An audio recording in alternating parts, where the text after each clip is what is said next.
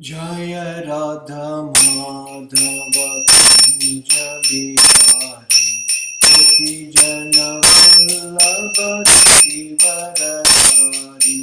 जय राधा माधव कुंज बिहारी गोपी जन वल्लभ गिरिवरधारी। यशोदनंदन व्रज जनरंजन यशोदनंदन व्रज जनरंजन यमुना तीरवनचारी यमुना तीरवनचारी। जय राधा माधव कुंज बिहारी गोपी जन वल्लभ गिरिवरधारी। जय राधा माधव कुंज बिहारी गोपी जन वल्लभ गिरिवरधारी।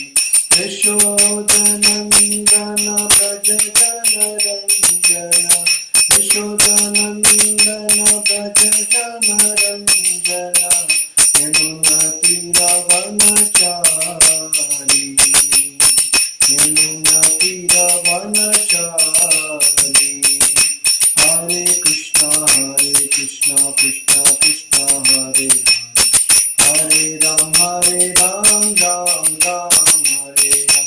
हरे कृष्णा कृष्ण कृष्ण हरे हरे राम राम राम हरे हरे कृष्णा कृष्ण कृष्ण हरे हरे हरे राम राम राम हरे हरे कृष्णा कृष्ण कृष्ण हरे हरे हरे राम राम राम हरे हरे कृष्णा कृष्ण कृष्ण हरे हरे राम राम राम हरे हरे कृष्णा कृष्ण कृष्ण हरे हरे राम राम राम हरे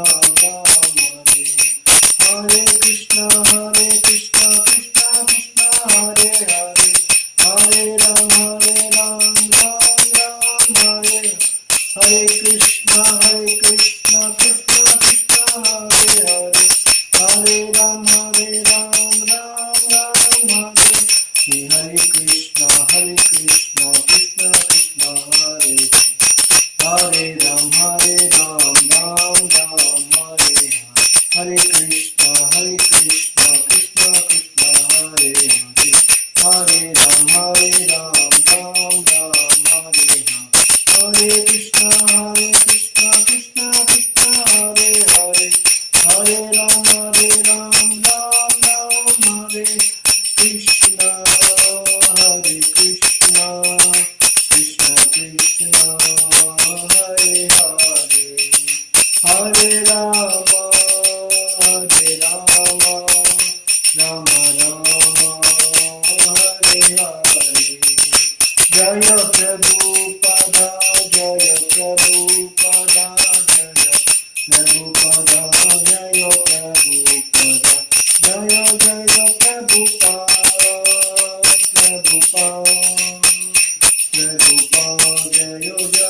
प्रभुपदा।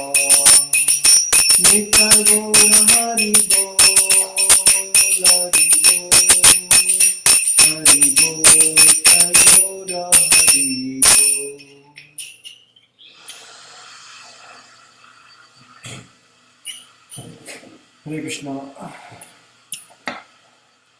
हरे कृष्णा प्रभु जी। हरे कृष्ण माता जी हरे कृष्ण। ఓకే సో క్లాస్లోకి వెళ్ళిపోదాం మనము. నిన్న మనము ఈ యొక్క శ్రీమద్ భాగవతంలోని కపిల భగవానుడి ఉపదేశంలో భాగంగా 14వ అధ్యాయంలో 33వ శ్లోకాన్ని మనము చర్చించుకుంటున్నాం. ఇక్కడ 33వ శ్లోకం ఏం చెప్తుంది ఇక్కడ వరకు, ఏ విధంగానైతే మనము తినే ఆహారం అనేది జఠరాగ్ని ద్వారా ఏ విధంగా అయితే జీర్ణమైపోతుందో అదేవిధంగా మనం భక్తియుత సేవ కనుక చేసినట్లయితే ఏమైపోతుంది, మన సూక్ష్మ శరీరం కూడా నాశనం అయిపోతుంది అనమాట. అంటే సూక్ష్మ శరీరం నాశనం కావడం అంటే ఏంటి, ఇక్కడ మనము ఆధ్యాత్మిక శరీరాన్ని పొందుతామని చెప్పేసి అర్థం చేసుకోవాలి ఇక్కడ మనకి. అంటే ఇక్కడ మామూలు కపిల భగవాన్ ఇక్కడ ఏం చెప్తున్నారు, ఇక్కడ మనకి ఎప్పుడైతే మనం భక్తిలో మనం స్థిరపడిపోతామో మనము ప్రత్యేకంగా ముక్తి కోసం ప్రయత్నించవలసిన అవసరం లేదు ఇక్కడ మనకి.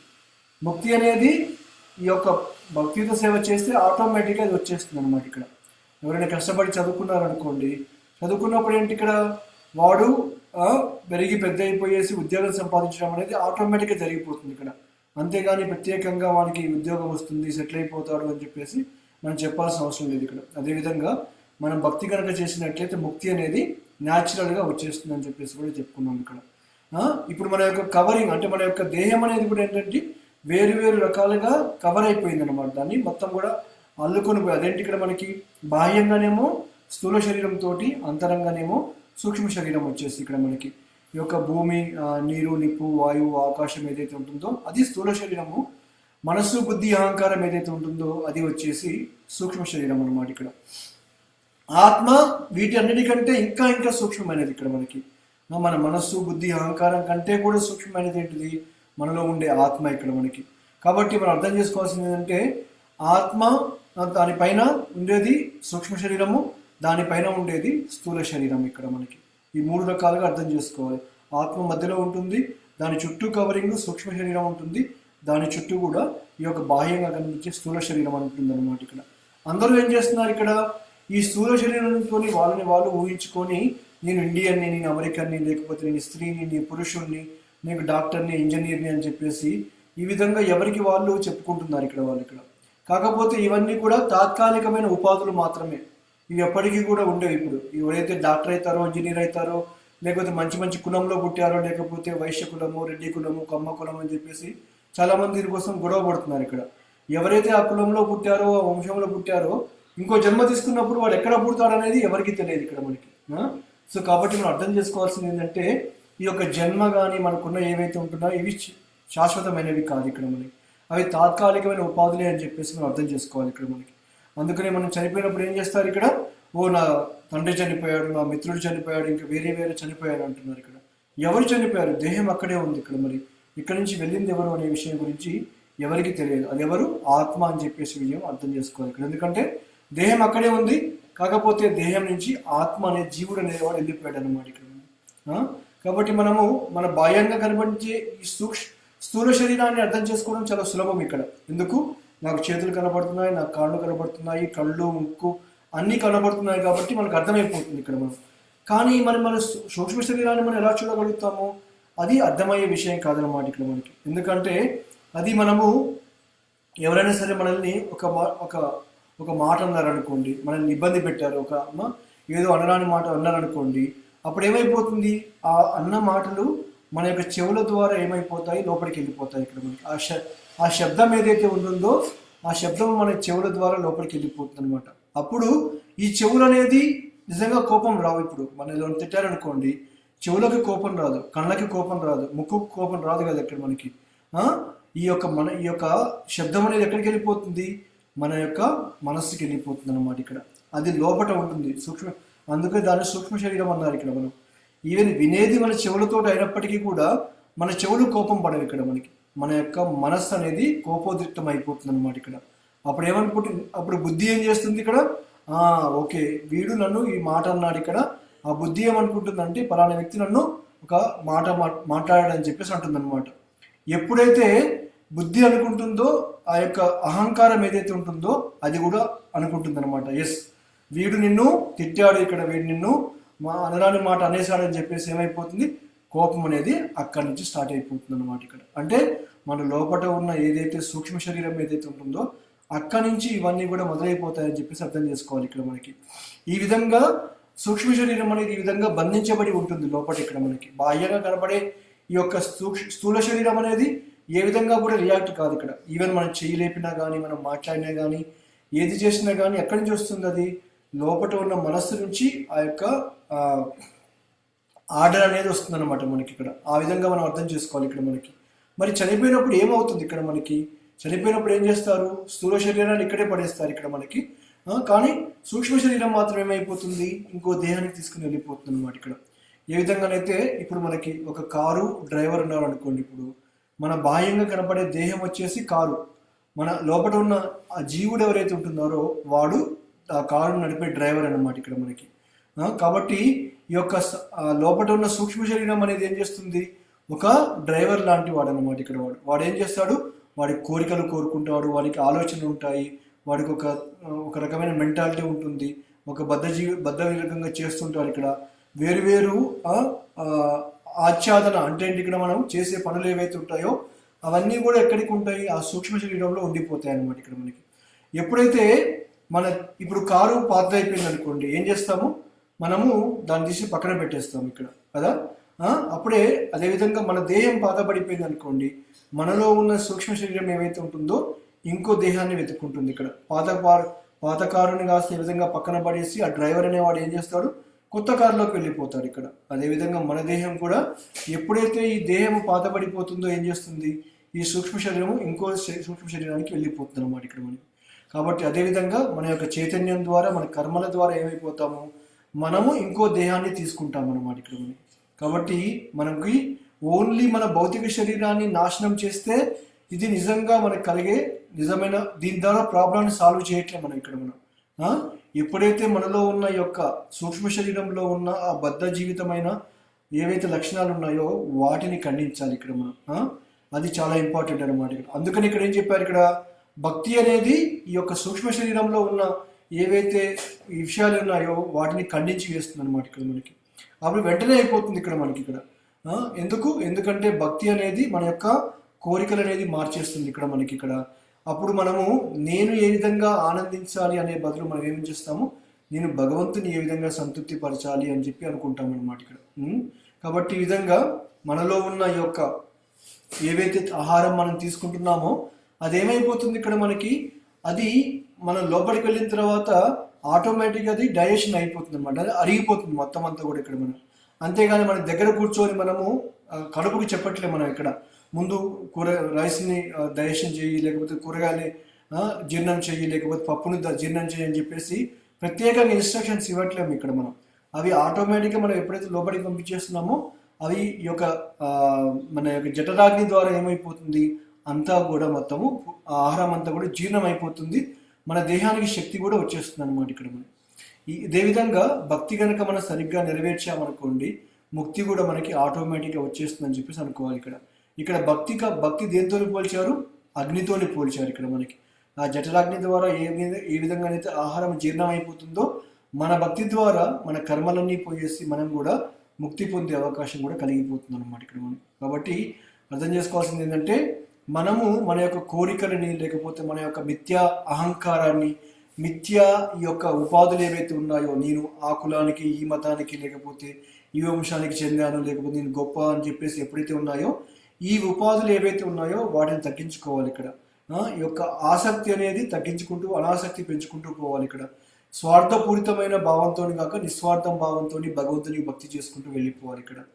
ఈ అహంకారం కానీ, లేకపోతే బద్ధ జీవితం నుంచి ఏవైతే ఉంటుందో వీటి నుంచి బయటికి పడే ప్రయత్నం చేయాలన్నమాట ఇక్కడ. అప్పుడు ఏమైపోతుంది, మనము ముక్తి అనేది ఆటోమేటిక్గా మనకి వచ్చేస్తుంది ఇక్కడ మనకి. కాబట్టి ఇక్కడ ముక్తి కంటే కూడా గొప్పది ఏంటిది, భక్తి మనకి ఇక్కడ. మనం ఆల్రెడీ భక్తి సంపాదించాం కాబట్టి ముక్తి కోసం ఎదురు చూడవలసిన అవసరం అనేది లేదన్నమాట ఇక్కడ. అది నిన్నటి వరకు చెప్పుకున్నాం ఇక్కడ.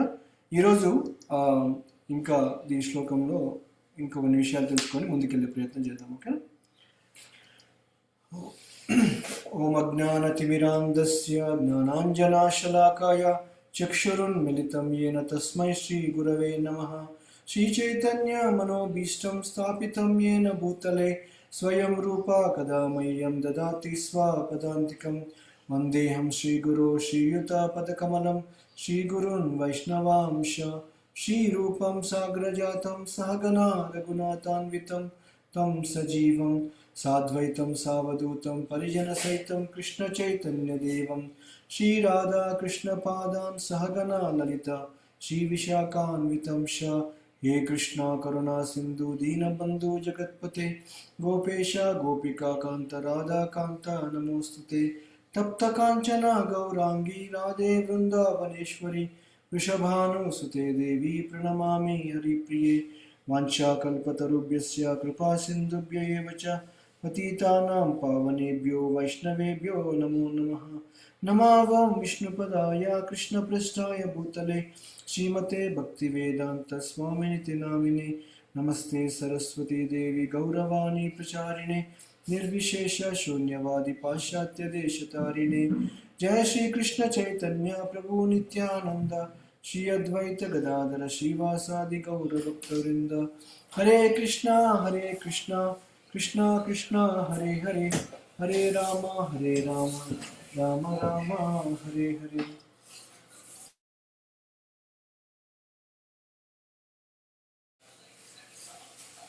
ఓకే, సో ఇక్కడ ఏం చెప్పుకున్నాం మనము, ఏ విధంగా నా ఇంద్రియాలను ఏ విధంగా సంతృప్తి పరచుకోవాలని ఏం చేయాలి, మనము భగవంతుని ఏ విధంగా సేవ చేసుకోవాలనే విషయం గురించి మనం ఆలోచిస్తూ వెళ్ళిపోవాలన్నమాట. ఇక్కడ ఎప్పుడైతే భగవంతుని నిస్వార్థపూరితంగా ఎప్పుడైతే సేవ చేసుకుంటూ వెళ్ళిపోతామో ముక్తి అనేది మనకి ఆటోమేటిక్గా మనకి వచ్చేస్తుంది ఇక్కడ మనకి. కాబట్టి మనకి అర్థం చేసుకోవాలంటే ఏం చేయాలి, ఇక్కడ మనము ఇప్పుడు ఒక వ్యక్తికి ఒక రోగం వచ్చింది అనుకోండి, ఒక వ్యాధి వచ్చింది ఇక్కడ మనకి. ఒకటేంటి, ఇక్కడ మనకి ఆ వ్యాధిని ఏ విధంగా మనం తీసుకోగలుగుతాం, ఇక్కడ ఏ విధంగానంటే ఆ డాక్టర్ చెప్పిన విధంగా కనుక మనం పాటించినట్లయితే మంచి ఆహారాన్ని తీసుకోవడం, లేకపోతే మంచిగా నిద్రపోవడం, మంచి టైంకి మెడిసిన్ తీసుకోవడము, ఇవన్నీ తీసుకున్నాం అనుకోండి, అప్పుడు ఏమైపోతుంది, ఆ రోగం అనేది వెళ్ళిపోతుంది ఇక్కడ మనకి. అప్పుడే మన యొక్క ఆరోగ్యం అనేది బాగుపడుతుంది, మనలో ఉన్న రోగం కూడా పూర్తిగా వెళ్ళిపోతుంది ఇక్కడ మనకి, రైట్. అదేవిధంగా భక్తి కూడా మనలో రావాలి అంటే ఏం చేయాలి, ఇక్కడ మనకి ఏదైతే ఆచార్యులు మనకు చెబుతున్నారో వాటిని మనం పాటించాలన్నమాట. ఇక్కడ మనము ముక్తి ఏ విధంగా పొందాలి అనే దాని మీద ఆలోచించే బదులు కృష్ణుని ఏ విధంగా సేవ చేయాలనే దాని గురించి ఆలోచించామనుకోండి, మనకు ముక్తి అనేది మనకి వచ్చేస్తుందని చెప్పేసి అర్థం చేసుకోవాలి ఇక్కడ మనకి. ఏ విధంగానైతే ఇప్పుడు ఒక రూమ్లో మనకి చీకటి ఉందనుకోండి, ఆ చీకటి నుంచి బయటపడాలంటే ఏం చేయాలి, మనం రూమ్లో లైట్ వేయడమా, లేకపోతే కిటికీలు ఓపెన్ చేస్తే బయట నుంచి ఆ వెలుతురు అనేది లోపలికి వచ్చేస్తుంది ఇక్కడ మనకి. అంతేగాని మనం రూమ్లో ఉండి చీకటిగా ఉంది నాకు వెలుతురు కావాలి అని చెప్పేసి అన్నామనుకోండి, అది సాధ్యమయ్యే విషయం కాదు ఇక్కడ మనకి. ఎప్పుడైతే చీకటి పోవాలంటే వెలుతురు తీసుకురావాలి ఇక్కడ మనకి. అదేవిధంగా మనలో ఉన్న యొక్క అజ్ఞానం లేకపోతే యొక్క అహంకారం, మిథ్యాహంకారం ఏదైతే ఉంటుందో ఇది పోవాలంటే ఏం చేయాలి, మనము కృష్ణ చైతన్యవంతులం కావాలి. ఇక్కడ భగవంతుణ్ణి మన జీవితంలోకి తీసుకొచ్చుకోవాలి ఇక్కడ మనం. అప్పుడే మనలో ఉన్న యొక్క అజ్ఞానం అనేది వెళ్ళిపోతుంది ఇక్కడ మనకి. అజ్ఞాన తిమిరాంధస్య అని చెప్పుకుంటున్నాం రోజు కదా మనము. ఎందుకు, మనం అజ్ఞానంలో ఉండిపోయాం ఇక్కడ. అజ్ఞానం అంటే ఏంటి, ఇక్కడ మనకి ఆధ్యాత్మికమైన జ్ఞానము మనలో లేదు ఇప్పుడు మనకి ఇక్కడ. కాబట్టి మనం ఏం చేయాలి, అందుకనే కృష్ణ చైతన్యంలోకి వచ్చినప్పుడు ఈ జ్ఞానాన్ని తీసుకున్నప్పుడు ఏమైపోతుంది, మనలో ఉన్న యొక్క అహంకారం ఏదైతే ఉంటుందో ఇది పూర్తిగా వెళ్ళిపోతుంది అన్నమాట ఇక్కడ మనకి. కాబట్టి భక్తి అనేది ఏంటంటే ఆధ్యాత్మికమైన వెలుతురు అన్నమాట ఇక్కడ మనకి. భౌతిక జగత్తులో చీకటిని పారదోడాలంటే వెలుతురుని తీసుకురావాలి. ఇక్కడ మన జీవితంలో కూడా అజ్ఞానంలో నుంచి జ్ఞాన మార్గంలోకి వెళ్ళేసి భగవంతుని అర్థం చేసుకోవాలంటే ఏం చేయాలి, ఈ ఆధ్యాత్మిక కృష్ణ చైతన్యంలో మనము ఆ వెలుతుర్ని మనం తీసుకురావాలి. ఇక్కడ వెలుతురు అంటే ఏంటి, ఇక్కడ ఆచార్యులు చెప్పే మాటలు ఏవైతే ఉంటున్నాయో అవి మన జీవితంలో పాటించాలన్నమాట ఇక్కడ మనకి. ఇంతకుముందుకు చెప్పుకున్నాం కూడా, ఏ విధంగా మనకి చెట్టు మొదట్లో నీళ్లు పోసామనుకోండి, చెట్టు అంతా కూడా ఆటోమేటిక్గా నీళ్ళు వెళ్ళిపోతాయి. ఇక్కడ మనం పండ్లకో కొమ్మలకో లేకపోతే ఆ పువ్వులకో మనం నీళ్లు పోయవలసిన అవసరం అనేది లేదు ఇక్కడ మనకి. ఇక్కడ అవి చెట్టు మొదట్లో నీళ్లు పోస్తే చెట్టు అంతా కూడా చాలా సస్యశ్యామలంగా ఉంటుంది, అన్నీ ఇచ్చేస్తుంది అన్నమాట ఇక్కడ మనకి. అదేవిధంగా మనము కృష్ణుని సేవ చేసామనుకోండి, అప్పుడు ఏమైపోతుంది, మన చైతన్యం అనేది శుద్ధి పడిపోతుంది. ఇక్కడ మన ఇంద్రియాలు అనేది శుద్ధి పడిపోతాయి ఇక్కడ మనకి. అంతేకాదు మనకి భగవంతునితో ఉన్న సంబంధం ఏదైతే ఉంటుందో అది పెంపొందించుకుంటాం ఇక్కడ మనకి. అదేవిధంగా మనం చేసే కర్మలు కూడా శుద్ధి పడిపోతాయి అన్నమాట ఇక్కడ. ఇది మనం అర్థం చేసుకోవాల్సింది. ఇది భగవంతుని సేవ చేసుకోవడం ద్వారా కలిగే లాభాలు ఇవన్నీ ఉన్నాయన్నమాట ఇక్కడ. చెట్టుకు మొదట్లో నీళ్లు పోస్తే చెట్టు మొత్తానికి ఏ విధంగా అయితే అన్నీ అందుతున్నాయో, మనం భగవంతునికి సేవ చేసినప్పుడు మన చైతన్యము, మన యొక్క ఇంద్రియాలు, మన యొక్క ఆయనతో ఉన్న సంబంధము, మన యొక్క కర్మలు అన్నీ కూడా శుద్ధి పడిపోతాయి అని చెప్పేసి అంటున్నారు ఇక్కడ మనకి. కాబట్టి అందువల్ల చెప్పాలంటే ఈ యొక్క భక్తియుత సేవ అనేది చాలా చాలా పవర్ఫుల్ అని చెప్పేసి అర్థం చేసుకోవాలి ఇక్కడ. అంటే చాలా గొప్పది అని చెప్పేసి మనము అర్థం చేసుకోవాలి ఇక్కడ మనకి. మనము ఆ మొదట్లో ఉన్న ప్రాబ్లాన్ని మనం ఫైండ్ అవుట్ చేయాలన్నమాట. ఇప్పుడు రోగం వచ్చింది అనుకోండి, రోగం వచ్చినప్పుడు ఏం చేస్తారు, వ్యక్తికి ఒక రోగికి మెడిసిన్స్ ఇస్తారు ఇక్కడ. మెడిసిన్స్ టానికో లేకపోతే ఇంజెక్షన్స్ ఏదో ఇస్తారు ఇక్కడ. ఆ తీసుకునే మెడిసిన్ ఏదైతే ఉంటుందో అదేం చేస్తుంది, ఎక్కడైతే రోగం ఉంటుందో అక్కడికి వెళ్ళి దాని మీద పనిచేసి రోగాన్ని పోగొడుతుంది అనమాట. ఇప్పుడు మనకి తలనొప్పి వచ్చింది అనుకోండి, తలనొప్పి వస్తే ఏం చేస్తాము, మెడిసిన్ వేసుకుంటాం మనం ఇక్కడ. ఆ మెడిసిన్కి మరి తలనొప్పి ఇక్కడ వస్తుందని చెప్పి దానికి ఎలా తెలుసు ఇక్కడ? ఎందుకంటే ఆ మెడిసిన్ యొక్క పవర్ అనేది ఆ విధంగా ఉంటుందన్నమాట ఇక్కడ మనకి.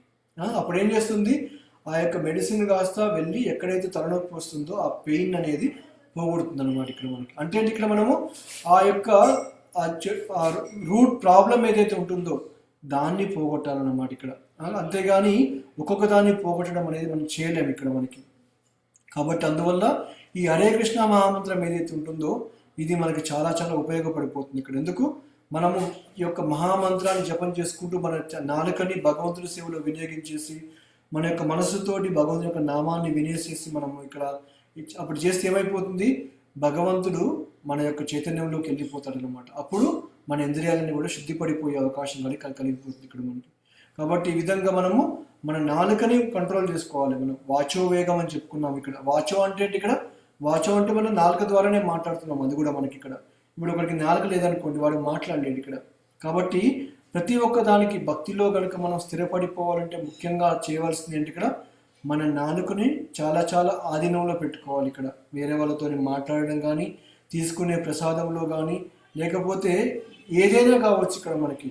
ప్రతి ఒక్కటి కూడా మన జీవితము సక్రమంగా ఉండిపోవాలంటే ఏం చేయాలి, మన నాలుకని ముఖ్యంగా కంట్రోల్ చేసుకోవాలి ఇక్కడ. ముఖ్యంగా మన మాటలు అనేది చాలా కష్టమైనవి ఇక్కడ, దాన్ని కంట్రోల్ చేసుకోవడం అనేది ఇక్కడ. ఎందుకంటే చాలామంది అనరాని మాటలన్నీ అనేసేసి ఎంతో మందిని ఇబ్బంది పెడుతుంటారు ఇక్కడ. చాలా మంది మధ్యలో గొడవలు వచ్చే కారణం ఏంటి ఇక్కడ, ఈ నాలుక ద్వారానే ఇక్కడ మనకి. అందుకనే ఇప్పుడు ఎవరైనా మనం గొడవ పెట్టుకున్నప్పుడు చూసామనుకోండి, వాళ్ళు ఏం చేస్తుంటారు, పక్కనే ఉంటారు ఇక్కడ, కానీ గట్టిగా అరుస్తుంటారు ఇక్కడ వాళ్ళు. ఎందుకు, ఆ నాలుక అనేది వాడు ఏం చేస్తున్నాడు ఇక్కడ, వాడు బలవంతంగా దాన్ని వాళ్ళ మీద, వేరే వాళ్ళ మీద ఆధిపత్యం చెలాయించాలని చెప్పేసి మాట్లాడుకుంటూ వెళ్ళిపోతున్నారు ఇక్కడ. కాబట్టి అందువల్ల ఏం చెప్తున్నారంటే మన నాలుకని మనం ఆధీనంలో పెట్టుకోవాలని చెప్పేసి అంటున్నారు ఇక్కడ మనకి. ఎందుకు, మనము ఎప్పుడైతే మనము ఈ యొక్క అందుకనే ప్రభుపాద వారు ఎప్పుడు ఏం చెప్పారంటే నాలుకని కంట్రోల్ చేసుకోవడము చాలా కష్టతరమైన విషయం అని చెప్పేసి అన్నారు ఇక్కడ మనకి. మన ఇంద్రియాలన్నింటిలో కూడా ఈ నాలుక ఉంది చూసారా, దీన్ని ఆధీనంలో పెట్టడం చాలా చాలా కష్టం ఇక్కడ మనకి. ఎందుకు, మన నాలుకకి ఎప్పుడు ఏం కావాలి ఇక్కడ, రుచికరమైన ఆహారం కావాలి, గాసిప్ వేరే వాళ్ళ గురించి మాట్లాడుకోవడం కావాలి ఇక్కడ, వేరే వాళ్ళని క్రిటిసిజం అంటే ఇక్కడ వాళ్ళని తప్పు చేసేసుకొని వాళ్ళ గురించి తప్పుగా మాట్లాడడం కావాలి ఇక్కడ, వేరే వాళ్ళతోని ప్రతివాదన చేసుకోవడానికి మనం నాలుక ఉపయోగిస్తాం ఇక్కడ, వేరే వాళ్ళని పొగడడానికి, లేకపోతే మనకి వీటన్నిటి కోసం ఏం చేస్తున్నాము, మన నాలుకను ఉపయోగిస్తున్నాం అన్నమాట ఇక్కడ. కాబట్టి అందుకనే భక్తి ఏం చెప్తుందంటే ఓన్లీ ఈ నాలుకని కంప్లీట్గా వాడడం మానేయమని చెప్పట్లేదు ఇక్కడ మనకి. ఏం చెప్తుంది ఇక్కడ, ఏదైతే నాలుకతోటి ఇప్పుడు చెప్పిన పనులన్నీ ఏవైతే ఉన్నాయో, వేరే వాళ్ళని నిందించడం కానీ, వాళ్ళ గురించి తప్పుగా మాట్లాడుకోవడం కానీ, లేకపోతే రుచికరమైన ఆహారం తినుకుంటూ వెళ్ళిపోవాలని చెప్పేసి కానీ, అనవసరమైన మాటలు మాట్లాడడం ఏదైతే ఉంటుందో, ప్రజల్పం ఏదైతే ఉంటుందో, వీటన్నిటిని కూడా మానేయాలంటే ఏం చేయాలి ఇక్కడ, మనము మన యొక్క నాలుకతోటి భగవంతుని యొక్క నామాన్ని ఉచ్చరించాలన్నమాట ఇక్కడ. ఆ కృష్ణుని యొక్క నామాన్ని ఎప్పుడైతే మనం జపం చేస్తామో, భగవంతుని గురించి ఎప్పుడైతే మనం మాట్లాడతామో, భగవంతుని యొక్క ప్రసాదాన్ని ఎప్పుడైతే మనం తీసుకుంటామో, అప్పుడు ఏమైపోతుంది, మన నాలుక అనేది మన ఆధీనంలోకి వచ్చేస్తుంది ఇక్కడ మనకి. అప్పుడు బయట ఏదైతే సంభాషణలు కానీ ఏవైతే ఉన్నాయో వాటి మీద రుచి మనకు కలగదు ఇక్కడ మనకి. ఎందుకు, వాళ్ళు చెప్పే మాటలు అనేది ఏ విధంగా కూడా మనకు ఉపయోగపడవు ఇక్కడ. అందుకనే కొంతమంది వేరే వాళ్ళని పొగడడానికే ఉంటారు కొంతమంది ఇక్కడ. అంటే ఏంటి, ఇక్కడ అందరిలో కూడా నేను మంచిగా ఉండాలి ఇక్కడ, నేను వీళ్ళని పొగుడుతున్నానని చెప్పేసి ఒక భావంతో ఉండాలని చెప్పేసి అనుకుంటారు ఇక్కడ మనకి. కొన్ని సంభాషణలు అనేది మనకు అవసరం లేదు ఇక్కడ, అయినా సరే ఏం చేస్తారంటే అక్కడే ఉండేసి వినేసి ఒక ఆనందాన్ని తీసుకుంటారు చాలా మంది ఇక్కడ మనకి. అప్పుడు మనం ఏం చేయాలి ఇక్కడ, భక్తిలో ఉన్నప్పుడు ఏం చేయాలి ఇక్కడ, మనము అలాంటి సంభాషణలు మనకు అవసరం లేదనుకోండి, సాధ్యమైనంత వరకు అక్కడికి వెళ్ళకుండా ఉండేది మంచిది ఇక్కడ. ఒక వెళ్ళిన తర్వాత అలాంటి సంభాషణ ఏమైనా జరిగినా కానీ దాంట్లో మనము ఏ విధంగా కూడా పాల్పంచుకోవద్దు ఇక్కడ మనకి. అంటే ఇక్కడ మనం కూడా వెళ్ళి మాట్లాడేసి అలా చేయడం అనేది జరగకూడదు అనమాట. ఇంకోటి అంటే ఇక్కడ మనం అక్కడి నుంచి వెళ్ళిపోవడం అనేది కూడా చేయాలి ఇక్కడ మనకి. అప్పుడు ఏమైపోతుంది, మనము మాట్లాడే అవకాశం అనేది లేకుండా పోతుంది ఇక్కడ మనకి ఇక్కడ.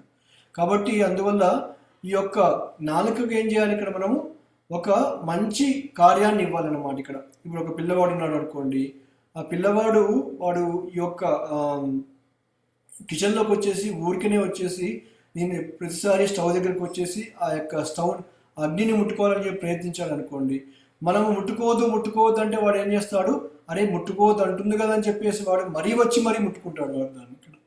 కరెక్ట్. అప్పుడు ఏం చేయాలి మరి, వానికి ముట్టుకోవద్దని చెప్పకుండా ఏం చేయాలంటే వానికి వేరే ఆట ఆడుకోవడానికి వేరే వస్తువులు ఇస్తే ఏం చేస్తాడు, వెళ్ళి వాడు ఆడుకుంటాడు అనమాట ఇక్కడ మనకి. అదేవిధంగా మనకు ఆధ్యాత్మిక జీవితం కూడా అలాంటిది అనమాట. ఇక్కడ మనం అంతసేపు ఉన్నా కానీ ఇది చేయొద్దు అది చేయొద్దు అని చెప్పే బదులు మనము కనుక మన జీవితాన్ని భగవంతుని సేవలో వినియోగించామనుకోండి, అప్పుడు ఏమైపోతాయి, ఇంద్రియాలు అనేది ఆటోమేటిక్గా యాక్టివ్ అయిపోతాయి ఇక్కడ. అంటే భగవంతుని సేవలో ఉండిపోతాయి అన్నమాట ఇక్కడ మనకి. కాబట్టి మనం ఏం చేయాలి, మన ఇంద్రియాలని శుద్ధిపరచుకోవాలి ఇక్కడ. మనం వాటిని బలవంతంగా నియంత్రించాలని చెప్పి ప్రయత్నించకూడదు అనమాట. ఎంతగా నియంత్రించాలని చెప్పి మనం ప్రయత్నిస్తామో అవి అంత ఎక్కువగా ఇంద్రియ తృప్తి కోసం ఆశిస్తూ ఉంటాయి అన్నమాట ఇక్కడ. నియంత్రించకుండా ఏం చేయాలి, వాటిని డైవర్ట్ చేయాలన్నమాట ఇప్పుడు. అందుకని మనకి ఇప్పుడు పెద్ద పెద్ద డ్యాములు లేకపోతే మనకి కాలువలు ఉన్నాయనుకోండి, ఏం చేస్తారు వాళ్ళు, చుట్టుపక్కల పెద్ద కాలువ తీసేసి పెద్ద పెద్ద కన్స్ట్రక్షన్ చేసేసి కట్టేస్తారు ఇక్కడ. ఎందుకు, అది దాటిపోకుండా ఉండడం కోసం అనమాట ఇక్కడ. అదే వదిలేశారనుకోండి ఏం చేస్తుంది, అది అందరినీ ముంచి పడేస్తుంది అనమాట, నీళ్ళని కూడా ముంచి పడేస్తుంది ఇక్కడ మనకి. అదేవిధంగా మన యొక్క కోరికలు కానీ మన యొక్క ఏవైతే ఈ యొక్క ఆనందించాలని చెప్పేసి ఉన్న ఏవైతే ఉంటున్నాయో వాటిని బలవంతంగా మనం కట్టిపడేసామనుకోండి, అవి ఏం చేస్తాయి, అవి ఇంకా ఆనందించాలని చెప్పి ప్రయత్నిస్తుంటాయి అనమాట. అప్పుడు ఏం చేయాలి ఇక్కడ, మనము మన ఇంద్రియాలని భగవంతుని సేవలో వినియోగించుకోవాలి ఇక్కడ.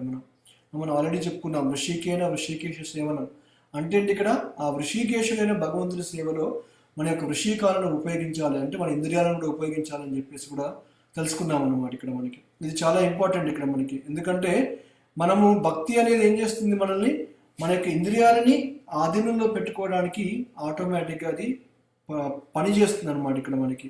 ఎందుకంటే మనము కొన్నిసార్లు ఏదైనా పని చేస్తున్నాం అనుకోండి, ఆ పని చేసినప్పుడు ఏం చేస్తామంటే అన్నీ మర్చిపోతారు కొంతమంది.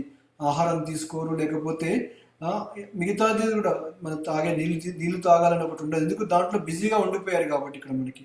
ఎందుకు, వాళ్ళు దాంట్లో పూర్తిగా లీనమైపోయారు కాబట్టి మిగతా ఏ విషయాల గురించి కూడా పట్టించుకోవట్లేరు అన్నమాట ఇక్కడ మనకి. అదేవిధంగా మనం కూడా ఏం చేయాలంటే మనల్ని మన జీవితాన్ని పూర్తిగా భక్తితో సేవలో మనం వినియోగించామనుకోండి, మిగతా విషయాలన్నీ కూడా మనకి గుర్తురావన్నమాట ఇక్కడ. అందుకనే మన భక్తిలో ఉన్నప్పుడు మనం వేరే విషయాలను చూడకుండా మనం భక్తి చేసుకుంటూ పోతే ఏమైపోతుంది, వాటి గురించి ఆలోచించే సమయం కూడా మనకు ఉండదు ఇక్కడ. ఒకప్పుడు మనం ఎన్నో పనులు చేసేవాళ్ళం, అంటే భక్తిలోకి రాకముందుకు చాలా కర్మలు చేసేవాళ్ళం ఇక్కడ. కానీ ఇప్పుడు ఏమైపోయింది, భక్తిలోకి వచ్చినాక అవి మనకు కనబడుతున్నా కానీ అవి చేయాలని అనిపించట్లేవు ఇక్కడ మనకి. ఎందుకంటే అవి భక్తికి సహకరించే విషయాలు కాదు కాబట్టి, మన భక్తికి తోడ్పడే విషయాలు కాదు కాబట్టి ఏం చేస్తున్నాము, వాటి గురించి ఎక్కువగా మనం ఆలోచించట్లేము ఇక్కడ మనకి. కాబట్టి అలా చేయాలన్నమాట ఇక్కడ. మన ఇంద్రియాలను ఏం చేయాలి, భగవంతుని సేవలో వినియోగించేలాగా ప్రయత్నించామనుకోండి, అప్పుడు ఇంద్రియాలు మన ఆధీనంలోకి వచ్చే అవకాశం అనేది కలిగిపోతుంది ఇక్కడ మనకి. సో ఈ విధంగా ఏంటంటే బిలోమంగళ్ ఠాకూర్ యొక్క ఎగ్జాంపుల్ కూడా మనం చెప్పుకున్నాం క్లియర్గా ఇక్కడ మనకి. ఏ విధంగా ఆయన ఒక స్త్రీకి అంటిపెట్టుకొని పోయేసేసి ఇక్కడ మనకి, తర్వాత ఆమె చెప్పినప్పుడు భక్తునిగా ఏ విధంగా మారిపోయాడు అనే విషయం గురించి చెప్పుకున్నాం ఇక్కడ. అదేవిధంగా కూడా ఒక స్త్రీ ఏ విధంగా కట్టెలు మోసుకుంటూ వెళ్ళిపోయినప్పుడు భగవంతుడు కలబడ్డప్పుడు ఆమె భగవంతుని గురించి ఆలోచించకుండా మళ్ళీ తన కట్టెలు తీసి నెత్తి మీద పెట్టమని చెప్పి కోరుకుందనమాట ఇక్కడ. అంటే ఇక్కడ భక్తిలో మనకి పురోగతి సాధించినప్పుడు ఏమైపోతుంది, మనం అనేది మళ్ళీ తిరిగి అదే చేస్తుంటాం అనమాట. అంటే ఏదైతే అవసరం లేదో మళ్ళీ అదే చేసుకుంటూ వెళ్ళిపోతాం ఇక్కడ మనకి. కాబట్టి చాలామంది ఏం చేస్తుంటారు, భగవంతుని దగ్గరికి వెళ్ళేసి డబ్బులు ఇవ్వండి, నాకు కుటుంబ సమస్యలు పోగొట్టండి, లేకపోతే మంచి ఉద్యోగం ఇవ్వండి, నాకు ఈ ప్రాబ్లం ఉంది ఆ ప్రాబ్లం ఉంది, ఇవన్నీ పోగొట్టమని చెప్పి కోరుకుంటారు ఇక్కడ మనకి. అలా కాకుండా ఏం చేయాలి, కృష్ణ నువ్వు ఏది ఇచ్చినా కానీ నా జీవితాన్ని నీ సేవలో వినియోగిస్తాను అని చెప్పేసి మనం భగవంతుని ముందు కోరుకోవాలి ఇక్కడ. అందుకనే భగవంతుడు ఏంటంటే ఆయన భక్తులకి ఏమి కావాలని ఇచ్చేస్తాడు, కానీ భక్తులేమో కోరుకోవట్లేరు ఇక్కడ. భక్తులేమో కృష్ణుడు అడుగుతున్నాడు ఇక్కడ, మీకు ఏం కావాలి అని చెప్పేసి అడుగుతున్నాడు ఇక్కడ. అడిగితే భక్తులు ఏమంటున్నారు ఇక్కడ, నాకు ఏమి వద్దు అని చెప్పేసి అంటున్నారు ఇక్కడ. ఇప్పుడు ఒక వ్యక్తి దగ్గరికి వెళ్ళేసి ఏదైనా కావాలా అడిగితేనే కదా ఇవ్వగలుగుతాం ఇక్కడ. మనం ఏది అడగలేదనుకోండి, ఇచ్చే వ్యక్తి కూడా ఇవ్వలేడు ఇక్కడ మనకి. భగవంతుడు కూడా అదే చేస్తున్నాడు అనమాట. మీరు ఇంతగా భక్తి చేసుకుంటూ పోతున్నారు ఇక్కడ, మీకు ఏదో ఒకటి చేస్తాను అడగండి అని చెప్పేసి అంటున్నాడు అనమాట. కానీ భక్తులు ఏం చేస్తున్నారు ఇక్కడ, మాకు ఏం వద్దు, నీ భక్తి మాత్రమే చాలు అని చెప్పేసి భగవంతుని కన్ఫ్యూజన్లో పెట్టేస్తున్నారు అనమాట ఇక్కడ. ఒక విధంగా చెప్పాలంటే భగవంతుడు ఒక రుణగ్రస్తుడిగా మారిపోతున్నాడు భక్తుడికి ఇక్కడ. ఎందుకు భక్తుడు భగవంతుడి కోసం ఎన్నో చేసేసి ఆయన రుణాన్ని తీర్చుకుంటున్నాడు ఇక్కడ. ఆ రుణాన్ని తీసుకుంటూ భగవంతుడు ఏం చేస్తున్నాడు, తిరిగి అన్నీ ఇవ్వలేకపోతున్నాడు అనమాట. ఏదో కొద్దిపాటిగా ఇస్తున్నాడు కానీ అన్నీ పూర్తిగా ఇవ్వలేకపోతున్నాడు ఇక్కడ. అందుకని చైతన్య మహాప్రభు ఏం చేస్తారు ఇక్కడ, నాకు ఏమీ వద్దని చెప్పేసి కోరుకున్నాడు ఇక్కడ. డబ్బులు వద్దు, నాకు జనం వద్దు, సుందరి అంటే అందమైన భార్య కానీ కుటుంబం కానీ ఇవన్నీ నాకు అవసరం లేదు, ఇక్కడ భక్తి మాత్రమే కావాలి అని చెప్పేసి అన్నారు ఇక్కడ మనకి. ఎందుకు, జన్మ జన్మ తర్వాత కూడా ఆయన భక్తినే కోరుకుంటున్నాడు ఇక్కడ. అంతకు మించి ఇంకేమి కూడా ఆయన కోరుకోటాడు అనమాట ఇక్కడ. అంతేకాదు భక్తి అనేది ఏం చేయాలి, మనము ఎలాంటి కోరిక లేకుండా ఉండాలి. అహైతుకి అంటే ఏంటి ఇక్కడ మనకి, ఎలాంటి కోరికలు లేకుండా ఉండాలన్నమాట. మన కోరిక అంటే ఏంటి ఇక్కడ, భగవంతుని సంతృప్తి పరచడమే తప్పిస్తే మిగతా వేటి గురించి కూడా మనం ఆలోచించకూడదని చెప్పేసి తెలుసుకోవాలి ఇక్కడ మనకి. భౌతికమైన కోరికలకి ఆధ్యాత్మికమైన కోరికలకి వ్యత్యాసం ఏంటంటే, భౌతిక కోరికలు ఏం చేస్తాయి ఇక్కడ, నాకు ఇది కావాలి, ఎందుకు ఇది తీసుకుంటే నేను ఆనందపడిపోతాను, సుఖపడిపోతాను అనేది భౌతికమైన కోరిక అన్నమాట ఇక్కడ. అదే ఆధ్యాత్మిక కోరిక అనుకోండి, దాంట్లో ఏం చేస్తారు భక్తులు, నేను ఇది చేస్తున్నాను ఇక్కడ ఎందుకు, భగవంతుని సంతృప్తి పరచాలి కాబట్టి ఇక్కడ. ఇప్పుడు మనం జపం చేస్తున్నాం అనుకోండి, ఇప్పుడు మనము జపం ఎవరి కోసం చేస్తున్నాం ఇక్కడ, భగవంతుని సంతృప్తి పరచడం కోసం మనం జపం చేస్తున్నాం ఇక్కడ. అందుకని ఆయన నామాన్ని జపం చేసినప్పుడు మనం ఏం చేస్తున్నాం ఇక్కడ, మనం హరే కృష్ణ చెప్పినప్పుడు ఆ భగవంతుని ఏ విధంగా సంతృప్తి పరచాలని చెప్పి ప్రయత్నిస్తున్నాం తప్పిస్తే నేను ఏ విధంగా ఆనందంగా ఉండాలని చెప్పి మనం ప్రయత్నించట్లేము అనమాట ఇక్కడ. అందుకనే ఈ యొక్క మనము భగవంతుడికి నైవేద్యం ఎందుకు పెడతాం ఇక్కడ, భౌతికంగా వంట చేసుకున్న వాళ్ళు ఏం చేస్తారు ఇక్కడ, వాళ్ళ సుఖం కోసం వాళ్ళు వండుకొని వాళ్ళు తింటున్నారు ఇక్కడ. కానీ కృష్ణ చైతన్యంలో భక్తులు ఏం చేస్తున్నారు ఇక్కడ, నేను భగవంతుని కోసం చేస్తున్నాను ఇక్కడ, నేను చేసే ప్రతి ఒక్కటి నేను ఏదైతే సమర్పిస్తున్నానో ఇది భగవంతుని కోసం సమర్పిస్తున్నాను అని చెప్పేసి ఆ విధంగా వాళ్ళ యొక్క ఆలోచన కూడా ఉంటుందన్నమాట ఇక్కడ మనకి. కాబట్టి మన యొక్క జీవేర స్వరూపై కృష్ణేర నిత్యదాస్, మన యొక్క ఆధ్యాత్మిక స్థితిలో మన యొక్క పొజిషన్ ఏంటి ఇక్కడ మనకి, మనము భగవంతుని యొక్క అంశలము, అంతేకాదు భగవంతుని యొక్క సేవకులం అని చెప్పేసి కూడా మనం చెప్పుకున్నాము ఇక్కడ. కాబట్టి మన ఆత్మ అనేది సేవ చేసుకోవడానికి రెడీగా ఉంది ఇక్కడ. అందుకని మనం ఏం చెప్పుకున్నాం చాలాసార్లు కూడా, ప్రతి ఒక్కరు కూడా ఎవరినో ఒకరిని సేవించుకుంటూ పోతూనే ఉన్నారు ఇక్కడ వాళ్ళు. అందరు కూడా అందరిని సేవించుకుంటూ పోతున్నారు ఇక్కడ మనకి. కుటుంబాన్నో లేకపోతే ఉద్యోగానికి వెళ్ళినప్పుడు వాడి యొక్క యజమానినో లేకపోతే దేశాన్నో లేకపోతే సొసైటీనో పిల్లలనో భార్యనో లేకపోతే మిత్రులనో లేకపోతే చివరికి ఎవరు లేకపోతే ఇంద్రియాలనో ఇంకా లేకపోతే ఏం చేస్తున్నారు, ఒక కుక్కనో పిల్లినో కూడా సేవ చేసుకుంటూ వెళ్ళిపోతున్నారు ఇక్కడ మనకి. అలా కాకుండా మన యొక్క భావన ఏ విధంగా ఉండాలంటే, వీళ్ళందరినీ సేవించుకోవాలనే మన ఆ భావన కంటే కూడా మనం ఏం చేయాలి, మనము నేను ఏ విధంగా సేవ చేసుకోవాలి, భగవంతునికి ఏ విధంగా సేవ చేసుకోవాలి అని అనుకోవడం అనేది చాలా ముఖ్యమైన విషయం అన్నమాట ఇక్కడ. ఎందుకంటే మనం ఇప్పుడున్న కుటుంబ సభ్యులు కానీ సమాజం కానీ ఏవైతే ఉన్నాయో, వీళ్ళు ఇంతకుముందు జన్మలో కూడా ఉన్నారు ఇక్కడ మనతో పాటు. ఈ జన్మలోనే కాదు, ఇక్కడ మనకి తల్లిదండ్రులు ఈ జన్మలో ఉన్నారు, భర్త భార్య పిల్లలు ఈ జన్మలో ఉన్నారు, ఇంతకుముందు జన్మలో ఉన్నారు, అంతకంటే 10 జన్మల ముందు కూడా మనకు ఉన్నారు, వీళ్ళందరూ కూడా ఉన్నారు ఇక్కడ. ప్రతి జన్మలో కూడా వీళ్ళందరూ మారుకుంటూ వెళ్ళిపోతున్నారు అనమాట ఇక్కడ. వాళ్ళేమి కొత్త కాదు ఇక్కడ మనకి. కానీ ఆ జన్మలో మనం భగవంతుని యొక్క సాంగత్యాన్ని పొందలేకపోయాము ఇక్కడ. ఆ అవకాశము ఈ జన్మలో మనకు దొరికిందనమాట ఇక్కడ.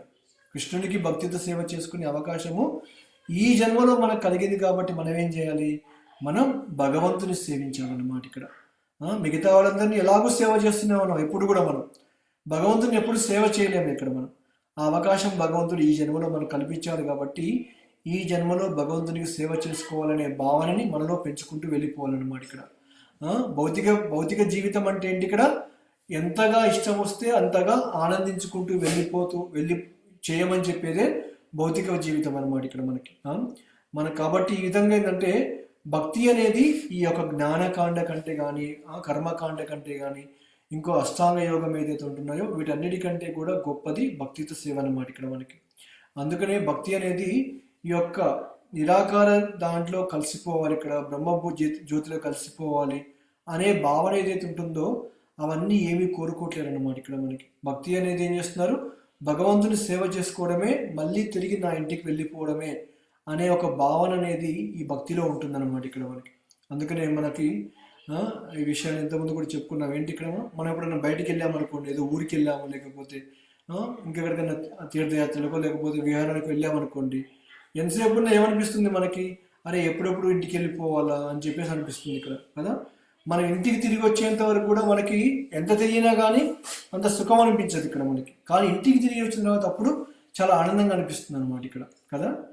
భౌతిక జగత్తులోనే ఈ భౌతికమైన తాత్కాలికమైన ఒక ఇంటికి వచ్చినప్పుడే ఇంతగా ఆనందం కలిగినప్పుడు, మన ఆధ్యాత్మిక జగత్తులో మన యొక్క ఇల్లు అనేది ఆల్రెడీ ఉంది మనకి. అక్కడికి వెళ్ళిపోతే ఇంకెంత ఆనందాన్ని పొందుతాం చెప్పండి ఇక్కడ మనకి. కాబట్టి ఈ విధంగా ఈ యొక్క జైల్లో ఉన్న ఒక వ్యక్తిలాగా మనం కూడా ఇక్కడ బద్ధ జీవితంలో ఏమైపోయాము, బందీలం అయిపోయాము ఇక్కడ మనం.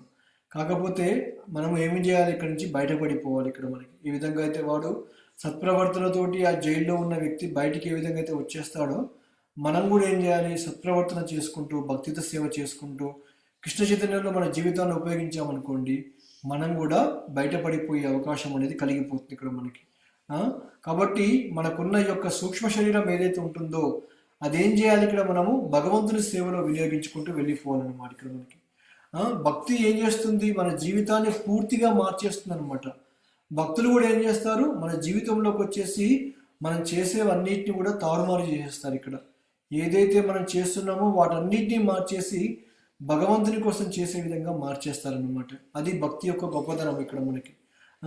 కాబట్టి ఈ విధంగా నేను ఏ విధంగా ఆనందించాలి అనుకునే బదులు ఏం చేస్తాము, భగవంతుని ఏ విధంగా సేవ చేసుకోవాలి అనేది మాత్రమే ఆలోచిస్తూ ఉంటారన్నమాట ఇక్కడ మనకి. ఎందుకంటే ఇప్పుడు మనము ఒక విజయవాడ నుంచి హైదరాబాద్ వెళ్తున్నాం అనుకోండి, మనము సరైన మార్గంలో ఉంటే ఏం చేస్తాము, ఆటోమేటిక్గా మనము చేరుకుంటాం ఇక్కడ మనకి. ఎందుకు, మనం సరైన మార్గాన్ని తీసుకున్నాం కాబట్టి ఇక్కడ మనకి. అదే మనం ఏదో వేరే మార్గాన్ని తీసుకున్నాం అనుకోండి, అది ఎటువైపు తీసుకెళ్ళిపోతుంది, చాలా సమయం పడుతుంది అనమాట మనం చేరుకోవాలనుకుంటే ఇక్కడ. అదేవిధంగా భక్తి కూడా అలాంటిది అనమాట. ఈ భక్తియుత సేవ మార్గం ఏదైతే ఉంటుందో ఇది అథెంటిక్ అనమాట ఇక్కడ మనకి. అంటే ఇక్కడ ఇది ప్రామాణికమైన మార్గం ఇక్కడ మనకి. ఇక్కడ ఈ యొక్క మన యొక్క ఈ శుద్ధిపడడం అనేది ఏవైతే ఉంటుందో అది మన జర్నీ అనమాట. ఇప్పుడు మన ప్రయాణంలో ఈ యొక్క మనము ఏదైతే ఇక్కడి నుంచి గమ్యస్థానం ఆధ్యాత్మిక లోకానికి వెళ్ళిపోవాలంటే ఏం చేయాలి, మనం ఆల్రెడీ ఆ ప్రయాణాన్ని స్టార్ట్ చేసాం ఇక్కడ. ఈ ప్రయాణంలో ఏమైపోతుంది, రోజు రోజు మహామంత్రాన్ని జపం చేసి శ్రవణం చేసుకుంటా భగవంతునికి సేవ చేసుకుంటుండడం వల్ల ఏమైపోతుంది, మన యొక్క ఇంద్రియాలు మన యొక్క అస్తిత్వం అన్నీ కూడా శుద్ధిపడిపోతున్నాయి ఈ ప్రయాణంలో ఇక్కడ. అప్పుడు ముక్తి అనేది మనకి ఆటోమేటిక్గా ఇవ్వబడిపోతుంది ఇక్కడ. ప్రత్యేకంగా మనం కోరుకోవాల్సిన అవసరం అనేది లేదు ఇక్కడ మనకి ఇక్కడ. కాబట్టి మనం ముక్తి గురించి ఆలోచించకుండా ఏం చేయాలి, భగవంతుని ప్రధానంగా మనం ఆలోచిస్తూ వెళ్ళిపోవాలి ఇక్కడ ఎప్పుడైనా సరే. ఇక్కడ నా యొక్క కోరిక, నా యొక్క లక్ష్యం కానీ ఏంటంటే ఆ కృష్ణుడే నా యొక్క ప్రథమ లక్ష్యం ఇక్కడ. ఆయనే అన్నీ అని చెప్పేసి అనుకోవాలన్నమాట ఇక్కడ మనకి ఇక్కడ. కాబట్టి అందుకనే మనం అర్థం చేసుకోవాల్సింది ఏంటంటే, రోజు కూడా మన జీవితం ఏదైతే ఉంటుందో దాన్ని మనం చూసుకుంటూ ఉండాలి ఇక్కడ మనకి. నేను రోజు ఏం వింటున్నాను ఇక్కడ, ఏం మాట్లాడుతున్నాను ఇక్కడ, ఏం తింటున్నాను ఇక్కడ, ఏం చేస్తున్నాను ఇక్కడ నేను, ఇవన్నీ ఉన్నాయి సారా. ఇవన్నీ కూడా మనకి చాలా చాలా ఇంపార్టెంట్ ఇక్కడ మనకి. ఎలాంటి విషయాలు వింటున్నాను, ఎలాంటి విషయాలు మాట్లాడుతున్నాను ఇక్కడ, ఏమి తింటున్నాను ఇక్కడ అనేది మన యొక్క జీవితంలో మనము ఎప్పుడూ ఆలోచించుకుంటూ వెళ్ళిపోవాలన్నమాట ఇక్కడ మనకి. కాబట్టి మనం అర్థం చేసుకోవాల్సింది ఏంటంటే, ఈ పూర్తి ప్రయాణం అనేది ఏంటి ఇక్కడ మనకి, మన ఆత్మ అనేది ఏం చేస్తుంది, ఈ సూక్ష్మ శరీరం ఏదైతే ఉంటుందో దాని ద్వారా అది ఐడెంటిఫై చేసుకుంటుంది అన్నమాట ఇక్కడ. ఆ యొక్క సూక్ష్మ శరీరం ఏం చేస్తుంది, స్థూల శరీరాన్ని ఆధీనంలో పెట్టుకుంటుంది ఇక్కడ. ఆ స్థూల శరీరం ఏం చేస్తుంది, ఇంద్రియ తృప్తి కోసం ఎప్పుడూ ప్రయత్నించుకుంటూ వెళ్ళిపోతుంది ఇక్కడ. ఆ ఇంద్రియ తృప్తి ద్వారా ఏమైపోతున్నాం మనము, అటాచ్మెంట్ అనమాట, అంటే ఆసక్తి పెంచుకుంటూ వెళ్ళిపోతున్నాం ఇక్కడ. ఎప్పుడైతే ఆసక్తి పెరిగిపోతుందో దాని ద్వారా ఏం చేస్తున్నాము, కర్మలు చేసుకుంటూ వెళ్ళిపోతున్నాం ఇక్కడ. ఈ కర్మలు ఏమవుతున్నాయి మనకి, పూర్తిగా ఈ చక్రంలో జన్మ మృత్యు చక్రంలో తీసుకుని వెళ్ళిపోతున్నాయి అనమాట ఇక్కడ. కాబట్టి మన ఆత్మ అనేది మనము భౌతికమైన చైతన్యంతో ఉండవచ్చు, అదేవిధంగా ఆధ్యాత్మిక చైతన్యంలో కూడా ఉండవచ్చు అనమాట ఇక్కడ. అది ఎలా అనేది మనకే ఆ యొక్క అవకాశాన్ని భగవంతుడు వదిలిపెట్టాడు ఇక్కడ. ఆ స్వేచ్ఛ ఏదైతే మనకి స్వాతంత్రం ఏదైతే ఉంటుందో, కొద్దిపాటి స్వతంత్రం ఏదైతే ఉంటుందో భగవంతుడు మనకే ఇచ్చాడు ఇక్కడ. మీరు భౌతిక చైతన్యంతో మీ జీవితాన్ని పతనం చేసుకుంటారా, ఆధ్యాత్మిక చైతన్యంతో భక్తి చేసుకుంటూ నా దగ్గరికి వచ్చేస్తారా అని చెప్పేసి భగవంతుడు మనకే ఇచ్చాడు ఇక్కడ మనకి. మనము ఇదే విషయాన్ని ఇక్కడ ఏదైతే ఆత్మ సూక్ష్మ శరీరంతో ఆలోచిస్తుందో అదే ఆత్మ కనుక భగవంతుడి గురించి వినడం కానీ, భగవంతుడి యొక్క నామాన్ని జపం చేయడం కానీ, భగవంతునికి సేవ చేసుకోవడం కానీ, భగవంతుని ప్రసాదం తీసుకోవడం కానీ ఇలా చేసుకుంటూ వెళ్ళిపోతుంది. ఏమైపోతుంది, మనము శుద్ధమైన భక్తితో సేవలోకి వెళ్ళిపోతాం అన్నమాట ఇక్కడ. ఉం? అదే ఆత్మ మనలో ఉన్న, ఇప్పుడు భక్తుల్లో ఉన్న ఆత్మ భగవంతుని గురించి వచ్చిందే, బద్ధజీవుల్లో ఉన్న ఆత్మ కూడా భగవంతుని నుంచి వచ్చింది. ఇక్కడ మనమేమో భగవంతునికి సేవ చేసుకోవాలని వెళ్ళిపోతున్నాం. ఇక్కడ వాళ్ళేమో ఇంద్రియాలని ఆనందించుకొని వెళ్ళిపోవాలని చెప్పేసి వాళ్ళు ప్రయత్నిస్తున్నారు అన్నమాట ఇక్కడ. కాబట్టి మనం అర్థం చేసుకోవాల్సింది ఏంటంటే, ఈ యొక్క డిఫరెన్స్ ఏదైతే ఉంటుందో ఇది చాలా క్లియర్గా ఉంది ఇక్కడ మనకి. అది జ్ఞానం ద్వారా సాధ్యమైపోతుంది అనమాట. జ్ఞానంలో ఉన్నప్పుడు ఏమైపోతుంది, ఈ విషయాలన్నీ కూడా అర్థం చేసుకునే అవకాశం అనేది కలిగిపోతుంది ఇక్కడ. జ్ఞానంలో లేని వాళ్ళు ఏం చేస్తారు, ఇక్కడ మనకు ఇవన్నీ ఆలోచించాలన్నమాట ఇక్కడ మనకి. కాబట్టి ఈ విధంగా మొట్టమొదటి స్థితిలో ఉన్నవారు కర్ములు అనమాట. అంటే ఇక్కడ ఎంతసేపు ఉన్నా కానీ నాకేం కావాలి, నేను ఎలా ఆనందించాలి అని చెప్పుకునే వాళ్ళు కర్మలు ఇక్కడ. దానిపైన ఉన్న వాళ్ళు ఏంటి, ఇక్కడ మనకి జ్ఞానులు. ఇక్కడ జ్ఞానం ఏం చేస్తారు, ఇక్కడ నేను దేహాన్ని కాదు, ఇక్కడ నేను భగవంతుడిలో లీనమైపోవాలి, ఎంతసేపు ఉన్నా కానీ భౌతిక అస్తిత్వంతోనే ఆలోచిస్తూ వెళ్ళిపోతాడు ఇక్కడ మనం. కానీ భక్తుడు ఏం చేస్తాడు, ఇక్కడ నేను భగవంతుని ఏ విధంగా సేవ చేయాలని ఆలోచిస్తూ వెళ్ళిపోతాడు అనమాట. అంటే ఇక్కడ మన యొక్క ఫోకస్ అనేది భగవంతునికి ఆనందంగా ఏ విధంగా ఇవ్వాలని చెప్పేసి కోరుకోవడం. ఇక్కడ కర్మి ఏం చేస్తాడు, ఇక్కడ వాడు కర్మి అంటే ఎంతసేపు ఉన్నా సంపాదించుకోవడము, నా కోసం ఎంజాయ్ చేయడం అనమాట. అది కర్మి చేసే పనులన్నీ అలా ఉంటాయి ఇక్కడ మనకి. కానీ భక్తుడు చేసే పనులు ఏంటి, ఇక్కడ ఎంతసేపు ఉన్నా కానీ భగవంతుని ఏ విధంగా సంతృప్తి పరచిపోవాలా, భగవంతుని ఏ విధంగా ఆనందపరచాలా అని చెప్పేసి మాత్రమే ఆలోచించుకుంటూ వెళ్ళిపోతున్నారు అనమాట ఇక్కడ మనకి. కాబట్టి మనం ఎంతసేపు ఉన్నా కానీ భక్తిలో మనకి ఈ యొక్క భౌతికమైన బాధలు కానీ కష్టాలు కానీ ఏవైతే వస్తున్నాయో వాటిని ఏ విధంగా బయటపడాలని చెప్పేసి, లేకపోతే దాని గురించి ఆలోచించొద్దు ఇక్కడ మనకి. ఇక్కడ ఎంతసేపు ఉన్నా కానీ మన భావం ఏంటి, ఇక్కడ మనకి భగవంతుని గురించి ఏ విధంగా నా యొక్క భక్తిత జీవితాన్ని ఉంచాలి, ఇక్కడ నేను భగవంతునికి సేవ చేసుకుంటూ ఏ విధంగా వెళ్ళిపోవాలని చెప్పేసి అనుకోవడమే మనం ముఖ్యంగా అర్థం చేసుకోవాలి ఇక్కడ. కాబట్టి ముక్తి అనేది చాలా చిన్నది. ఇక్కడ మనం ముక్తి గురించి ఎంతమంది అయితే వెళ్ళిపోతున్నారో వాళ్ళ గురించి మనం ఆలోచించకూడదు అనమాట. ముక్తి అనేది మనం చెప్పా కదా, ఆటోమేటిక్గా మనకు వచ్చేస్తుంది ఇక్కడ ముక్తి అనేది ఇక్కడ మనకి ఇక్కడ. కాబట్టి మనము ప్రత్యేకంగా ముక్తి కోసం అనేది ప్రయత్నించవలసిన అవసరం అనేది లేదు ఇక్కడ మనకి. మనం భగవంతుని గురించి మనం విన్నామనుకోండి, సిన్సియర్గా వినేసి ఇక్కడ భగవంతుని యొక్క నామాన్ని, ఈ యొక్క మహామంత్రాన్ని ప్రతిరోజు కూడా శ్రద్ధగా జపం చేసుకొని ఇక్కడ మనము భగవంతుని యొక్క సేవలో మన జీవితాన్ని ఉంచేసేసి ఇక్కడ భగవంతునికి రోజు నైవేద్యం పెట్టేసి ప్రసాదం తీసుకుంటూ వెళ్ళిపోతూ, అంతేకాదు భక్తుల యొక్క సాంగత్యంలోకి రావాలి. ఇక్కడ ముఖ్యంగా సాంగత్యంలోకి వచ్చేసి ఎక్కడైతే మనం గురువు ద్వారా శాస్త్రాల ద్వారా ఏదైతే నేర్చుకుంటున్నామో మన యొక్క ఇంద్రియాలని భగవంతుని సేవలో ఎప్పుడైతే ఉపయోగిస్తామో మనలో ఆ యొక్క శుద్ధి, అంటే ఆ శుద్ధి తత్వం అనేది ఆటోమేటిక్గా వచ్చేస్తుంది అనమాట. ఇక్కడ ఇవి మనకి ఇచ్చినవి అనమాట. ఇక్కడ ఇందులో చేయకుండా ఉండడానికి కష్టమైన విషయాలు ఏమీ లేవు ఇక్కడ. ఇది చాలా సులభమైన విషయాలు. ఇక్కడ ఎవరైనా చేయగలుగుతారు ఇక్కడ మనం కదా. భగవంతుడి గురించి వినడం అది పెద్ద కష్టమైన విషయం కాదు. ఇక్కడ మనకి భగవంతుని యొక్క నామాన్ని జపం చేయడము అది అంతా అందుబాటులో ఉంది ఇక్కడ మనకి. భగవంతుని యొక్క ప్రసాదాన్ని తీసుకోవడం, ఇక్కడ భగవంతునికి నైవేద్యం పెడితే మనం ప్రసాద రూపంలో తీసుకోవచ్చు. ఇక్కడ మనకి సత్సంగంలోకి జాయిన్ కావడం, ఇక్కడ శాస్త్రాలు చదవడం, ఇక్కడ ఇవన్నీ కూడా చేసుకుంటూ వెళ్ళిపోయామనుకోండి, మనలో ఆ ప్యూరిఫికేషన్ అంటే ఏవైతే ఉంటుందో ఆ శుద్ధి పడడం అనేది ఆటోమేటిక్గా మొదలైపోతుంది అనమాట ఇక్కడ మనకి. కాబట్టి ఇది చాలా సులభమైన విషయం. ఇక్కడ దీన్ని పెద్దగా కాంప్లికేట్ చేసుకోవాల్సిన అవసరం అనేది లేదు ఇక్కడ మనకి. ఇక్కడ ఏ విధంగానైతే మన యొక్క దేహం అనేది, మన యొక్క ఆరోగ్యం అనేది మంచిగా ఉన్నప్పుడు మన లోపల ఉన్న ఈ యొక్క జఠరాగ్ని ఏదైతే ఉంటుందో, ఏ విధంగా జఠరాగ్ని మన యొక్క ఆహారాన్ని మొత్తం జీర్ణం చేసి పడేస్తుందో, అదేవిధంగా భక్తియుత సేవ కనుక మనకి స్ట్రాంగ్గా చేసామనుకోండి, శుద్ధమైన భక్తియుత సేవ మనం వెళ్ళామనుకోండి, అప్పుడు ఏమైపోతుంది, మన దేహాన్ని కప్పబడిన యొక్క సూక్ష్మ శరీరం ఏదైతే ఉంటుందో దాని నుంచి ఈజీగా బయటపడిపోతాం ఇక్కడ మనం. కాబట్టి ఇది పెద్ద కష్టమైన విషయం కాదు. ఏదైతే మనకు ఆచార్యులు చెప్పారో దాన్ని పాటించుకుంటూ వెళ్ళిపోవడమే మనం ముఖ్యంగా చేయవలసిన విషయం అన్నమాట ఇక్కడ మనకి. కాబట్టి అందుకనే నేను ఏ విధంగా ముక్తి పొందగలను అని అడిగే బదులు మనం ఏం చేయాలి, ఇక్కడ నేను కృష్ణుణ్ణి ఈరోజు ఏ విధంగా సేవ చేయగలను అని అడిగే ప్రశ్న మనలో ఎప్పుడూ ఉండాలి. ఇక్కడ మన జీవితంలో ఉండవలసిన ఒక ఆలోచన ఇది ఒక్కటే అన్నమాట. ఇక్కడ నేను ముక్తి పొందాలి ఇక్కడ, నేను ఆనందించాలి ఇక్కడ, నేను సుఖపడాలి అనే బదులు మనం ఏం చేయాలి ఇక్కడ, నేను కృష్ణుణ్ణి ఏ విధంగా సేవించుకోవాలి అనే ఆలోచన మనలో ఉండాలి అని చెప్పేసి అంటున్నారు ఇక్కడ మనకి. ఎప్పుడైతే భగవంతుడు మన యొక్క మధ్యలో ఉంటాడో మన చుట్టూ చేసే పనులన్నీ కూడా ఏమైపోతాయి, సుఖమైపోయిపోతాయి ఇక్కడ. భగవంతుడిని ఎవరైతే మధ్యలో ఉంచట్లేదు అంటే ఆయన చుట్టూ చేసే పనులు అనేది సరిగ్గా లేవనుకోండి, ఏమైపోతారు, దానివల్ల వాళ్ళకి ప్రయోజనం ఏమీ కలగట్లేదు ఇక్కడ వాళ్ళు. దానివల్ల ఇంకా ప్రయోజనం కలగకుండా ఏం చేస్తున్నారు ఇక్కడ, ఇంకా పతనమై వెళ్ళిపోతున్నారు అన్నమాట ఇక్కడ. కాబట్టి మనం అర్థం చేసుకోవాల్సింది ఈ శ్లోకం ద్వారా ఏంటంటే, భక్తి అనేది చాలా పవర్ఫుల్ ఇక్కడ. చాలా దానికి చాలా శక్తి ఉందన్నమాట ఇక్కడ మనకి. ఏ విధంగా మన యొక్క ఆహారాన్ని, మనలో ఉన్న జఠరాన్ని ఏ విధంగా అయితే జీర్ణం చేసి పడేస్తుందో, ఎవరైతే ఈ భక్తితో సేవలో సిన్సియర్గా చాలా ఫోకస్గా లేకపోతే ఒక నమ్మకంతో శ్రద్ధతోటి భక్తి చేసుకుంటూ ఎవరైతే వెళ్ళిపోతారో, మనలో ఉన్న యొక్క సూక్ష్మ శరీరం ఏవైతే ఉంటుందో అది ఏం చేస్తుంది, ఆత్మని బంధించి చేస్తుంది అనమాట ఇక్కడ. అదేమైపోతుంది, ఆధ్యాత్మిక లోకానికి వెళ్ళిపోతుంది అనమాట ఇక్కడ.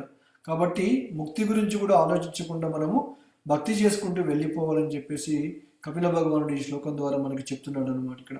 ఇది చాలా చాలా ఇంపార్టెంట్ ఇక్కడ మనకి. అందుకని ఈ అధ్యాయంలో ముఖ్యంగా ఏం చెప్పుకున్నాము ఇక్కడ, మనము ఒకటి జ్ఞానం అనేది, ఈ యొక్క ఆధ్యాత్మిక జ్ఞానం ఏం చేయాలి ఇక్కడ, పరంపరలో తెలుసుకుంటూ ఉండాలి ఇక్కడ మనకి. గురు శిష్య పరంపరలో మాత్రమే ఈ జ్ఞానాన్ని తీసుకోవాలని చెప్పేసి 31వ శ్లోకంలో చెప్పుకున్నాం. 32వ శ్లోకంలో ఏం చెప్పుకున్నాం ఇక్కడ, మన యొక్క మనస్సు, ఇంద్రియాలు ఇవన్నీ కూడా భక్తియుత సేవలో వినియోగించాలని చెప్పుకున్నాం ఇక్కడ. అలా కాకుండా భౌతికమైన వాటిపైన వినియోగించకూడదని చెప్పేసి కూడా 2వ శ్లోకంలో చెప్పుకున్నాం ఇక్కడ. ఈ విధంగా ఈ యొక్క ఇంద్రియాలు దేవతలకి అధిపతులు కాబట్టి, మనస్సు అనేది ఇంద్రియాలని ఆధీనంలో పెట్టుకుంటుంది కాబట్టి ఏం చేయాలి, ఆ యొక్క మన బుద్ధిని ఉపయోగించేసి మనస్సు ద్వారా ఇంద్రియాలని ఆధీనంలో పెట్టుకోవాలి ఇక్కడ మనం. అప్పుడు ఏమైపోతాము, మన ఇంద్రియాలని సరైన పద్ధతిలో ఉపయోగించే అవకాశం అనేది కలుగుతుంది ఇక్కడ. లేకపోతే అది సాధ్యమయ్యే విషయం కాదు ఇక్కడ. చివరికి ఈ శ్లోకం ద్వారా ఏం చెప్తున్నారు ఇక్కడ, ఎప్పుడైతే మనం మనస్సుని ఉపయోగించే ఇంద్రియాలని ఆధీనంలో పెట్టేస్తామో అప్పుడు ఏమైపోతుంది, మన యొక్క సూక్ష్మ శరీరం ఏదైతే ఉంటుందో అది ఆటోమేటిక్గా నాశనం అయిపోయేసి ముక్తి పొందే అవకాశం కూడా కలిగిపోతుంది ఇక్కడ. ఏ విధంగా అయితే ఆహారం తిన్నప్పుడు మనలో ఉన్న జఠరాగ్ని ఆహారాన్ని ఆటోమేటిక్గా ఏ విధంగా అయితే డైజెషన్ జీర్ణం చేసేలాగా ఏవైతే చేస్తుందో, మనం కనుక మన మనస్సుని ఇంద్రియాలను ఆధీనంలో పెట్టుకున్నాం అనుకోండి, మన సూక్ష్మ శరీరం కూడా ముక్తి పొందేసి భగవంతుని యొక్క ధామానికి వెళ్ళిపోయే అవకాశం కూడా కలిగిపోతుంది అనమాట ఇక్కడ. ఇది ఈ యొక్క అధ్యాయం యొక్క పూర్తి సారాంశం ఇక్కడ. మనము గురు శిష్య పరంపర ద్వారా భక్తి మార్గంలోకి రావాలి ఇక్కడ. మనము అక్కడి నుంచి మన జ్ఞానాన్ని వినాలి. ఆ జ్ఞానాన్ని విన్నప్పుడు ఏమైపోతుంది, మన యొక్క చైతన్యం అనేది శుద్ధి పడిపోతుంది ఇక్కడ మనకి. ఆ శుద్ధి పడిన చైతన్యం ఏమైపోతుంది, ముక్తి మార్గం వైపు వెళ్ళిపోతూ చివరికి భగవంతుని యొక్క ధామాన్ని చేరుకునే అవకాశం కూడా కలిగిపోతుంది అనమాట ఇక్కడ. ఇది ఈ యొక్క 14వ అధ్యాయం యొక్క పూర్తి సారాంశం ఇక్కడ. మొత్తం పూర్తిగా ఇక్కడ ఏం చెప్తున్నారు ఇక్కడ, ఎవరిని ఆశ్రయించాలి ఇక్కడ, జ్ఞానాన్ని ఎవరి దగ్గర తీసుకోవాలి, మన మనస్సుని ఇంద్రియాలని ఏ విధంగా మన భక్తియుత సేవలో వినియోగించుకోవాలి ఇక్కడ, అలా చేసినప్పుడు ముక్తిని ఏ విధంగా పొందగలుగుతామని చెప్పేసి కూడా ఈ పూర్తి అధ్యాయం ద్వారా కపిల భగవానుడు మనకి ఇక్కడ వివరించడం జరిగిందనమాట ఇక్కడ. ఓకే, ఇది ఈ 14వ అధ్యాయం యొక్క సారాంశం ఇక్కడ. ఇక్కడితోటి మనము 14వ అధ్యాయం ముగించాము. నెక్స్ట్ ప్రవచనంలో మనము 15వ అధ్యాయం గురించి తెలుసుకుందాం ఇక్కడ. హరే కృష్ణ.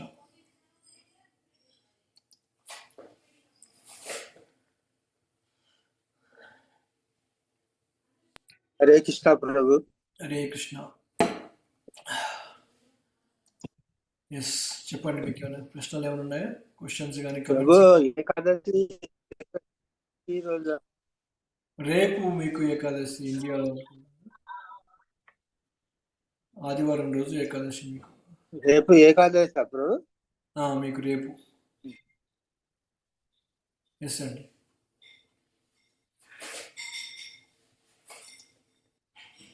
హరే కృష్ణ ప్రభుజీ. హరే కృష్ణ. రేపు ఏకాదశి ఉంది, ఇక్కడనేమో బోనాలు ప్రభుజీ రేపు. అవునా?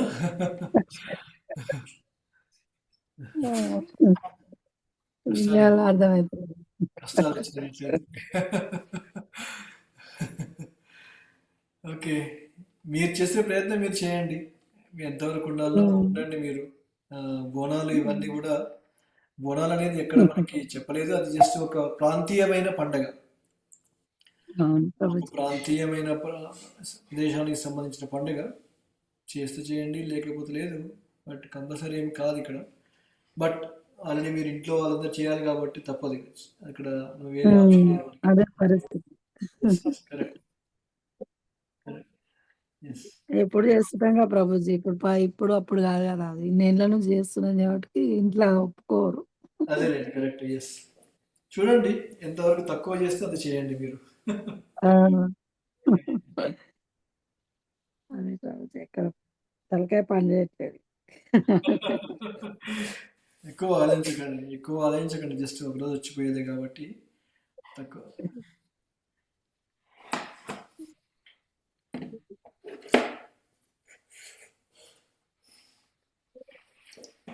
చెప్పినా అర్థం చేసుకుంటే బాగుంటుంది. అర్థం చేసుకోరు కదా ప్రభుజీ. పర్లేదు, చేస్తే చేసుకోండి. మన బోనాలు చేయకూడదని ఏం లేదు, చేస్తే తప్పేం అదే లేదు. ఆ, యా. చెప్పా కదా, మనం వేరే వాళ్ళని ఇబ్బంది పెట్టాల్సిన అవసరం లేదు దీనికోసం అని చెప్పేసి. కానీ మనం ఏకాదశి పాటిస్తున్నాం కాబట్టి అసలు ఆ రోజు ఇవన్నీ చేయాలంటే కొంచెం మనసు బాధ అనిపిస్తుంది. Correct, correct. యా, అర్థం. అది ఏకాదశి వచ్చింది, ఆ రోజు వచ్చింది. మ్మ్. ముందు రోజు అన్న వెనకాల అవుతున్నారు.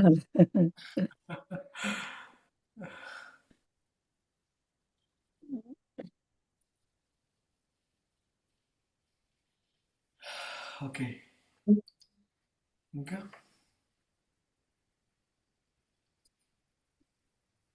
हरे कृष्णा प्रभु जी। హరే కృష్ణ.